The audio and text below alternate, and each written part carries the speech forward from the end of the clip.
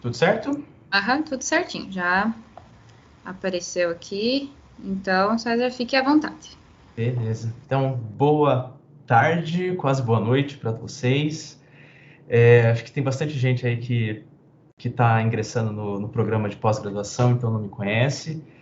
Eu sou o César, sou orientado pelo professor Marlos Keller. Já estou no finalzinho do meu doutorado, se tudo der certo, vai dar certo. Eu defendo logo final do ano, possivelmente no início do ano que vem. E como o professor Marlos trabalha com propriedades elétricas de materiais fotovoltaicos, eu acabei indo também para essa área, evidentemente. E eu trabalhei em duas frentes. Ambas foram frentes teóricas e computacionais. Então, basicamente, é um título provisório da minha pesquisa, Estudo Teórico das Propriedades Elétricas de Dispositivos Fotovoltaicos Orgânicos. A primeira parte que eu trabalhei, que é a mais antiga, logo que eu ingressei no doutorado, foi utilizando o método de Monte Carlo cinético para estudar a dinâmica das cargas em dispositivos fotovoltaicos. Então, vamos por partes. Primeiro, o que é um método de Monte Carlo? É associar números aleatórios, números randômicos, a eventos. E o dinâmico permitir que exista uma escala de tempo. Então, um evento sucede o outro e aí tem um desenrolar de eventos. Se tratando de dispositivos fotovoltaicos orgânicos, existem vários fenômenos que podem acontecer e cada fenômeno vai receber um número aleatório. Quais são esses eventos? Bem, existe a possibilidade da geração de um exciton. O que é um exciton? O exciton é aquele elétron que permanece ligado ao seu buraco. E por que ele existe nos dispositivos fotovoltaicos orgânicos? Nos dispositivos orgânicos, na verdade, os semicondutores orgânicos. Se vocês se lembrarem lá da lei de Coulomb, a força de atração elétrica é inversamente proporcional à constante de elétrica. E os dispositivos, ou melhor, os semicondutores orgânicos possuem um pequeno valor de constante de elétrica comparado com os semicondutores inorgânicos. Então, como a constante de elétrica é pequena, a força vai ser grande e o elétron não consegue se separar do seu buraco, da carga positiva que ele deixou na cadeia. Então, essa partícula elétron-buraco ligados é chamado de exciton. Bem, então há a possibilidade de geração de um exciton por incidência de radiação eletromagnética, que ali está representado por H'. Uma vez que estas cargas foram criadas, eles precisam se deslocar. E eles fazem saltos quânticos, que são chamados de roping, entre um sítio adjacente e outro. Ou melhor, não pensando em sítio, mas entre um orbital disponível, uma cadeia disponível e outra. Então, esse é um outro evento. Para separar as cargas, e em se tratando de dispositivos fotovoltaicos, nós estamos interessados em cargas livres. Então, nós queremos o elétron e o buraco separados, porque juntos eles não vão gerar corrente elétrica. Então, nós estamos preocupados também com a dissociação desse exciton, que vai acontecer somente na interface entre os materiais doador e aceitador. E por que na interface?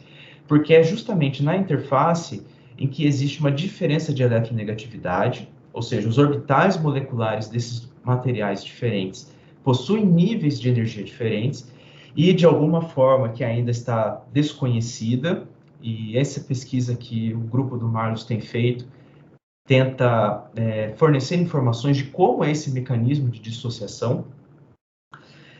Essa diferença de energia, de eletronegatividade, possibilitaria a separação das cargas. Então, o elétron vai para o material aceitador e o buraco permanece no material doador.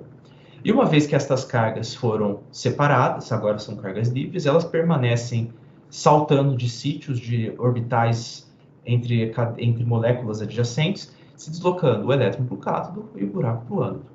E, por fim, há a possibilidade de captura também pelos eletrodos. Então, estes eventos são alguns dos eventos que acontecem nos dispositivos fotovoltaicos e existem taxas associadas a eles. Então, são retirados da literatura, simulações quânticas, otimização de estrutura, várias coisinhas que permitem que nós extraiamos taxas e, com estas taxas, nós construímos a probabilidade. E aí, se o número aleatório estiver compreendido nessa probabilidade, esse evento é sorteado, esse evento é realizado, e se ele estiver fora dessa probabilidade, o evento é descartado. Beleza? Então, essa imagem que eu coloquei aqui para vocês é uma representação virtual de como é feita a simulação. Então, o dispositivo é dividido em material aceitador e doador, cada um com seus valores de energia, dos sítios, e eles são divididos em regiões, em sítios, por onde as partículas, as cargas, sejam elas o Exton ou as cargas livres, vão se deslocar. Tratando de uma simulação computacional de dispositivos fotovoltaicos, nós estamos interessados na densidade de corrente em função da voltagem. São as duas grandezas que permitem caracterizar a eficiência de conversão da energia solar em energia elétrica. Então, eu rodei aqui a simulação para 3 tipos de dispositivos, dispositivo A, B e C. Mantive todos os parâmetros iguais, energia, geração de Exton, dissociação, todas as taxas mantive igual. No entanto, eu variei a área superficial da interface. O que isso significa? Se a área da interface é pequena, é como se os dois materiais, doador e aceitador, estivessem com uma interface plana. À medida que eu aumento essa área interfacial, eles começam a se misturar. E, uma vez que eu tenho uma maior área de contato entre os materiais, eu estou favorecendo a dissociação dos Extons, uma vez que eles estão chegando com mais facilidade nessa interface.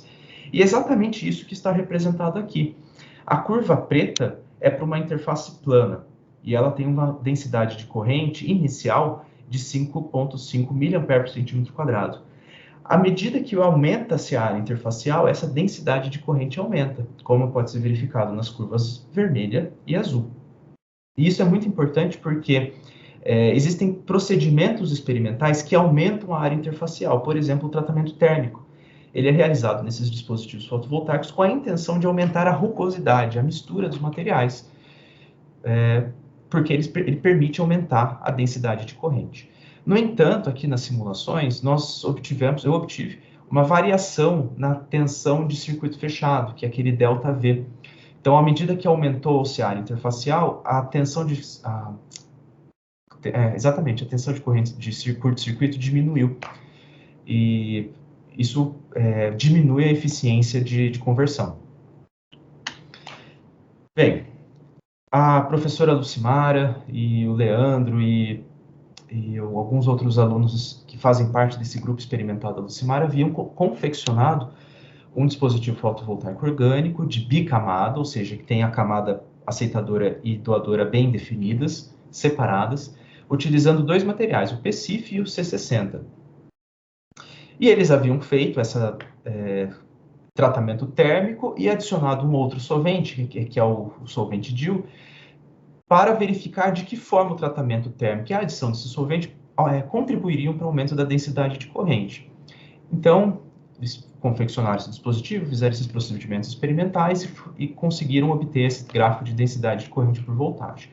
Então, o que eu passei aí 2 anos fazendo, basicamente, foi, além de aprender a manipular o programa, fazer algumas aperfeiçoamentos, tentar fitar os resultados teóricos com os experimentais. Então, depois de muito sofrimento, essas simulações são extremamente demoradas, então foram necessários reproduzi-las lá no Senapad. Algumas dessas simulações chegaram a demorar 1 mês, então por isso que eu falo, foram 2 anos trabalhando nisso para obter esse resultado, porque realmente são muito demoradas.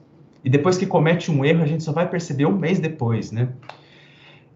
Então eu precisei variar vários parâmetros, mas o que eu percebi foi que aumentar a interfacial não é suficiente para gerar um aumento significativo da densidade de corrente. Então, foi necessário alterar, por exemplo, a taxa de geração de Extons. E isso é meio que lógico, porque se eu aumento a geração de Extons, tem mais Extons no meu dispositivo, mais Extons estão chegando na interface e estão dissociando. Portanto, a densidade de corrente vai ser maior. Então, somente o aumento da área interfacial entre essas 2 camadas, doador e aceitador, não é suficiente para reproduzir os resultados experimentais. Isso daqui foi um trabalho que nós publicamos no início do ano passado, se eu não me engano, em junho de 2020, no primeiro semestre. Essa foi a primeira parte. A segunda parte é bem mais recente, eu comecei a trabalhar com o Leandro e com o professor Marlos, desde o ano passado, e que nós fomos um pouco mais a fundo nessa dinâmica do éxito. Então, como eu havia comentado com vocês, a gente não sabe, eu digo, a comunidade científica não tem uma clareza do que possibilita a dissociação do exciton na interface. Então, esse trabalho aqui é uma tentativa de fornecer mais algumas informações. Então, aqui nós estamos estudando um dispositivo de heterojunção de volume. Vocês percebam que tanto a fase doadora quanto a aceitadora estão misturadas, e justamente por existir essa mistura grande dos materiais, ele possui uma eficiência de conversão energética maior. Por quê? Porque tem uma maior área interfacial, os exons conseguem alcançar a interface e dissociar com maior facilidade. E o que o professor o professor Marlos, o meu amigo Leandro, que agora está fazendo pós-doutorado com a Lucimara, e eu quisemos verificar, foi a forma como a orientação da interface, uma vez que essa interface é toda rugosa, misturada, de que forma a orientação dessa interface com o campo elétrico contribui ou não para a separação dos exons. Então, aqui nós precisamos considerar que os exons podem ser gerados tanto na parte doadora, e quando ele for gerado na parte doadora, é o elétron que vai ser deslocado para a fase aceitadora. É semelhante ao que eu mostrei anteriormente da bicamada. Só que também nesse dispositivo pode haver a incidência da luz e a excitação do exon na parte aceitadora. E agora não é mais o elétron que se desloca de orbital, e sim é o buraco. Então nós precisamos levar em consideração a dinâmica tanto do elétron quanto do buraco.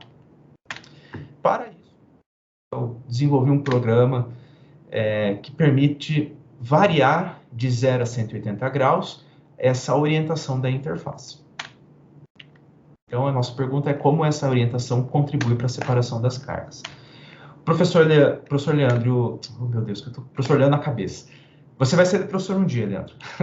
O professor Marlos e o Leandro haviam publicado anteriormente um trabalho em que eles apresentaram um quentin, que é uma medida dessa dissociação dos exons, que é a função da concentração, ou melhor, é proporcional à razão da concentração do estado singleto destes exons gerados tanto no aceitador quanto no doador, pela concentração do estado singleto na ausência do outro material.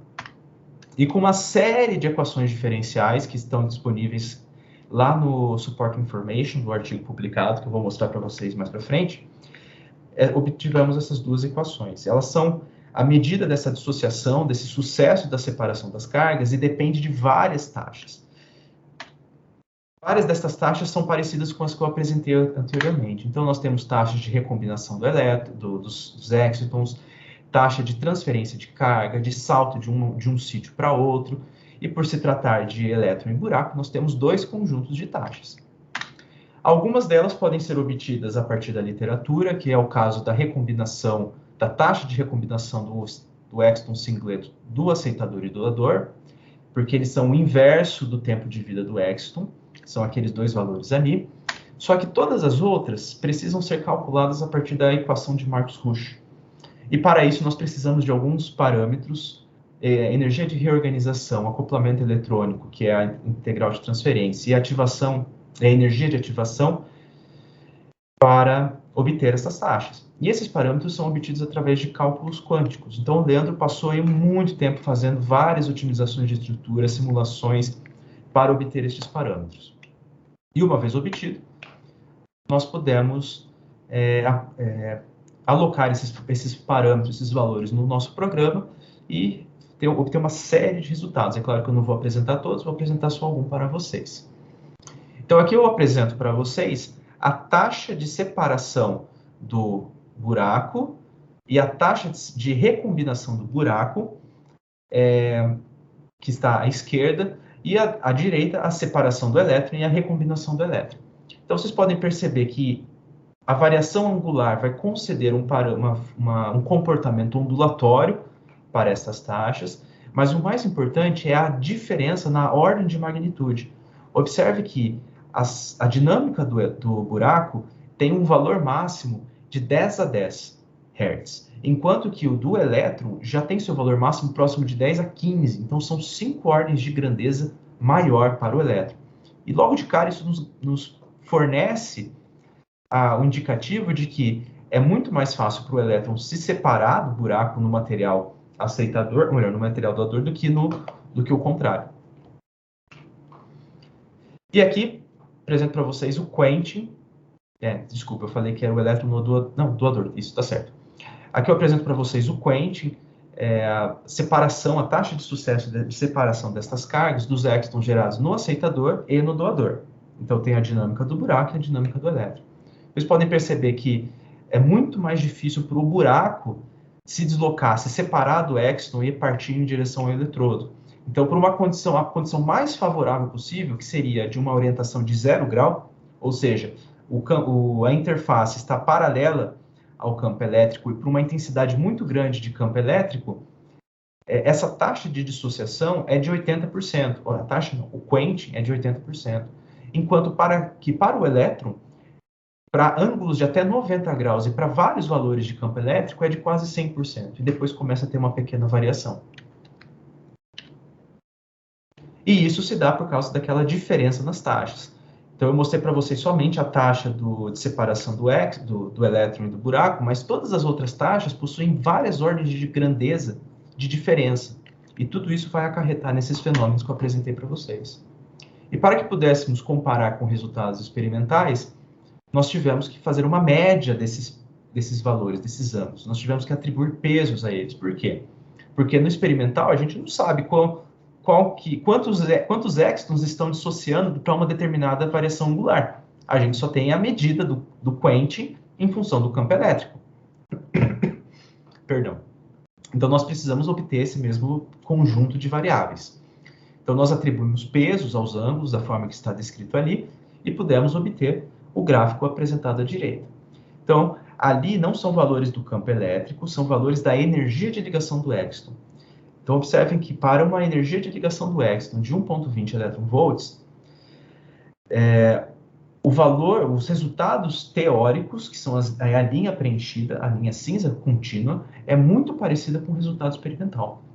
Isso é muito importante, porque a partir de uma teoria cinética, nós conseguimos descrever a dinâmica de dissociação dos éxtons num dispositivo de heterojunção de volume. E se vocês pegarem lá o support information, vocês vão ver que são coisas muito plausíveis, né? Não tem aquelas contas mirabolantes. Então, é uma teoria relativamente simples, claro que muito trabalhosa, porque o Leandro passou muito tempo fazendo isso, o professor Marlos também, mas com um conjunto de equações diferenciais, nós conseguimos reproduzir esses resultados experimentais de forma muito satisfatória. Então, eu deixo para vocês aqui o QR Code para acessar o nosso trabalho mais recente, foi publicado no Journal of Physical Chemistry C, foi no primeiro semestre desse ano. Está lá o nosso contato, o contato do Leandro, que agora está fazendo pós-doutorado com a Lucimar, se não estou enganado, o professor Marlos e o meu contato, e estou disponível para responder vocês. Ou se quiserem me escrever também, fiquem à vontade. Então, muito obrigado pela atenção. Não sei quanto tempo de apresentação foram, mas muito obrigado pela atenção de todos e é um prazer revê-los nesse momento. Muito obrigada, César. Então, aqui quem tiver uma pergunta rapidinha, para a gente não estourar muito tempo. Não sei se vocês têm. Vamos lá. Alguém? Oi, César, beleza? Oi, Cristiano. Tranquila? Então, só para primeiro parabéns aí pelo trabalho. Eu gosto bastante aí dos trabalhos aí que o Marlos tem feito, né? É só uma curiosidade, o modelo de Monte Carlo que você dinâmico, né, que você mostrou no início, ele é um modelo só para taxa de dissociação ou também para gerar a heterojunção?